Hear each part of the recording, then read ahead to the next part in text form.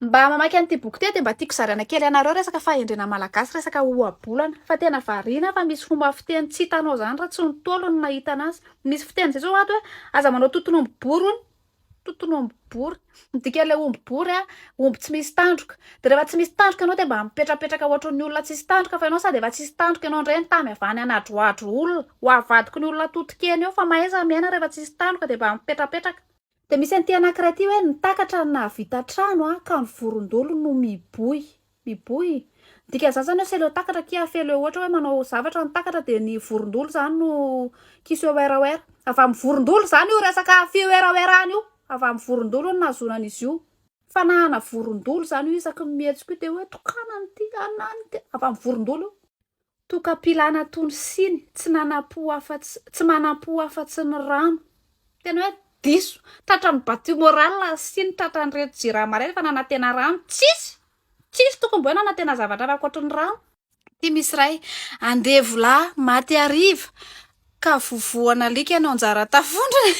Hitanareo fa le misy olona maty reny de rehefa le mba olona le officier le mba andriny izy ohatran'le numéro 2 iny de rehefa maty reny manko de mba manapoaka le tafondro. Fa rehefa andevo ianao sady efa andevo nandritry ny androm-piainanao rehefa ho faty ianao mbola feona alika koa manao pion pion pion pion pion pion. Eka tsy pion pion pion fa tren tren tren tsy tren tren tren ina moa ny hira am'ireo faty reny e. Zay feona alika zany no ampiasaina amin'ny fatinao rehefa andevo ianao ka zany mahatonga olo tsy te ho antsoina andevo mihitsiny. Ty ohabolana anankiray ty fahendrena anankiray ty kosa aloha tena nitouché anahy e.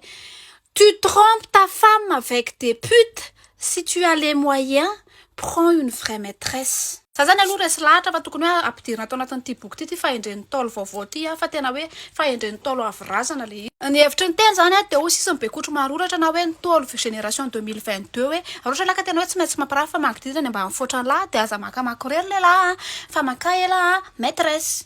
De maka aussi izy maîtresse na hoe prends une maîtresse ka problème an'io tsy tao anaty kajy monsieur numéro 2 du gouvernement tsy tao anaty kajinao fa maîtresse ngera eto Madagasikara mipampianatra de 4000 ariary ny karamany raha be indrindra raha mahay misary izy de 4500 ariary zany hoe miampy tokona voatabia anankiray tsy mahavela zany zany asa zany ka normal izy mandefa message nao amin'ny enina maraina mba andefaso vola kely zay mianaka atao sakafo eo ny raha fa ny loso de coton anareo mivady.